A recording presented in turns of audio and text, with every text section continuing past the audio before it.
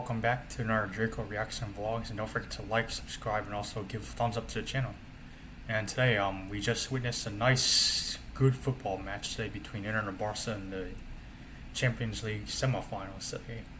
For a note, in the first leg, Inter and Barca drew 3-3 at Barcelona.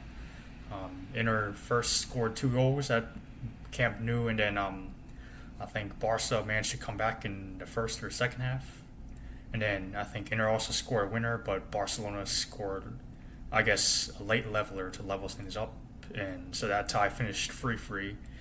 And when we go to Inter, at San Siro, I do want to give some props to both managers for actually putting up a good fight and putting up a good show, despite Barcelona not making it to the finals, which I hope Barcelona did, because I think Hansi Flick is a good manager, and he also knows how to get over the line and win stuff. Look what we did with Bayern Munich back in 2019-2020. He won 6 trophies with them, and he even managed to win Bayern in the Champions League. So I thought, since Flick's first season at Barcelona, I figured why not he just get over the line and maybe win Barcelona second sextuple. But Inter also played pretty well today, and Barca played pretty well. We have to get into that first. So I think big up Simone Inzaghi, I believe. He's also played pretty well, managed pretty well actually. He managed the team pretty well. The way the Inter were both pressing high and also getting back when Barcelona were on the attack. They also did pretty good. I think you have to give a shout out to some Inter players such as Thuram. Managed to, I guess, get some good flicks and also challenge pretty well as Barilla. The midfield trio of Barilla, Mkhitaryan, and as well as, I think, Çalhanoğlu, I believe. I think big up to also the full Inter wingbacks. I think they also did pretty well defensively and also going forward too. They weren't making any stupid mistakes. And also big up to Inter defense, even though the defense did concede, they managed to not lose their heads and keep cool, especially when they concede goals. I think also for Barcelona, I think big up for Yamal. I think Yamal was probably Barca's best player, I guess, against the match. I think Yamal was just creating opportunities, taking shots, crossing, and he also had some Inter players as well as Inter defenders like a bit shook. Unlucky that he didn't score or convert his chances. Like, he had some chances that could have been at least a couple goals, but he was just a bit off target. I think the other Barca attackers besides Olmo, I think, and Rafinha, I think they were probably just locked up. And I think the only con I can give out is Barcelona's defense is just a bit shaky. Probably even a bit better than our Spurs defense, or just a bit worse than Spurs defense. I think their defenders were just getting caught out and I guess exposed in the first half. I think Inter were just pressing. And I think the assist, I think the first goal, I think Martinez scored for Inter. I think he just outclassed Garcia, I believe, or Kubarsi, I think. And then Martinez just had a nice shot in goal. Then Kubarsi made another mistake again. He fouled Martinez in the penalty area, giving Inter a chance to go 2-0 up, and Çalhanoğlu took the penalty, and they were 2-0 up. I think Inter could have also had 2 goals, but they were unfortunately ruled offside.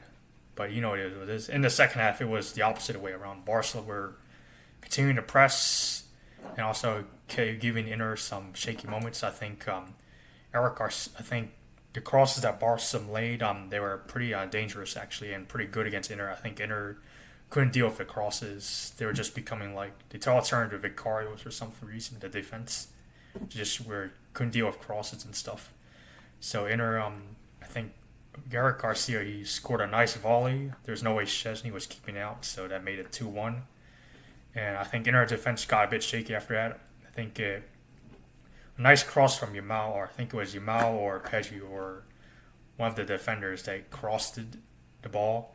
And then I think Olmo flicked it in, and that was a nice header by Olmo. I think it went straight in. That was a good header, so it went up 2-2.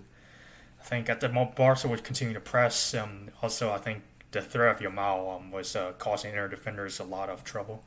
But it was a good thing that Inzaghi took off some players when they knew they were struggling or getting tired. Like, he took off DeMarco, who was struggling against Inter early, He brought not Inter. He was struggling against Yamal, and he brought on another left back to cover for him. Even though he did get cooked by Yamal sometimes, at least there was a reinforcement for Inter.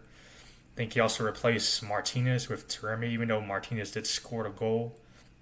I think he was just getting tired, as well as refreshing up the midfield trio. He brought on, I think, Zielinski. He brought on a Serbi.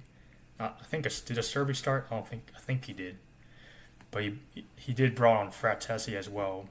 And I think those substitutions for Inter also helped keep the game going. I think Barca did score again. I think Inter's defense was a bit lacking, and they scored. I think close to the end of the second half, where Rafinha had a shot saved by Summer. Then it went straight. He hit the rebound, which made it 3-2 to Barcelona. I think you gotta give props to Summer here. Although Inter did throw away a 2-goal lead, Summer saves did manage to keep Inter from going out of the Champions League. So big up to Summer. And then I think Barcelona's defense just couldn't hold on. I think they should have brought on Lewandowski earlier when they had Torres starting up. I know he came back from injury, but it's nice if we brought on Lewandowski a bit earlier in the game to see what he can do against Inter. And then I think at the last second, I think Dumfries with a nice cross. He was just cooking down the right hand side. He was cooking. I think it was Gerard Martin down the flank. Then he crossed it in, and then I think Inter equalized at the last minute of the second half.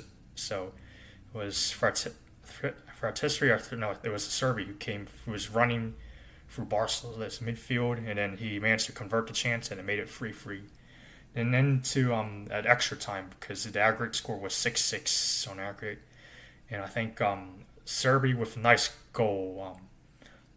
I think Dumfries or the other midfielders were helping out, I guess, assisting that goal. And once the Serbi took a nice shot, it went straight in the net, and it was like 4-3. And Barca did have some chance. I think Barca did have some chances, but I think Yamal couldn't convert it. And yeah, it is what it is. So the score finished 7-6 on aggregate, and Inter are now in the Champions League finals. So big up to Inter Milan. I think big up to all the players.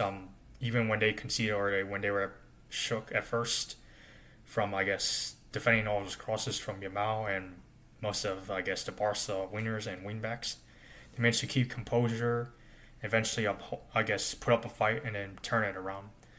As well as, I think also big up to Barcelona too. Despite being 2-0 down, they still managed to fight back instead of just shutting up shop and saying, you know what, it's a good game. They managed to come back from 2-goal lead. Even took the winner once, but they conceded 2 more goals towards the end of the second leg. But you know, it is what it is. I think Barca would have gone through the final if Yamal could have, I guess, converted the chances. I think he was unlucky. And like I said, he was unlucky to score today. I think he should have had at least 2 goals, or if not more. And if Barcelona can, I guess, improve their defense, I think their defense was being caught out. Even if some defenders started the Barcelona comeback, they're at times getting caught up by Inter players, and just getting muscle off the ball at some points. I know they had most of the possession for the game, but it was Inter that took most of their chances. And you know, it is what it is. It was some pretty good football today. Even though Barcelona did go out, they actually put up a fight, and that's what I'm hoping for my team on Thursday. If we do go out to Bodo Gimp, or if we lose the final against United, which will probably happen, at least we try to put up a fight instead of just shutting up shop. And that's, you could say that to most of our games as well. I know some games such as Forest, Ipswich at home, and the rest of the other games that we lost by like 1-goal margin. Some games that we lost by 1-goal margin at least put up a fight, but the other games you just give up essentially. So I hope we can put up a fight, and I think Anne should take some notes from Inzaghi. I think Inzaghi also did some high-line stuff as well, but he managed to get his defenders back, and that's what a good coach does. And I think Flick is also doing the same thing too. Flick's also playing a high line, but he also manages to have defenders game back, even though they were getting called at the ball most of the time.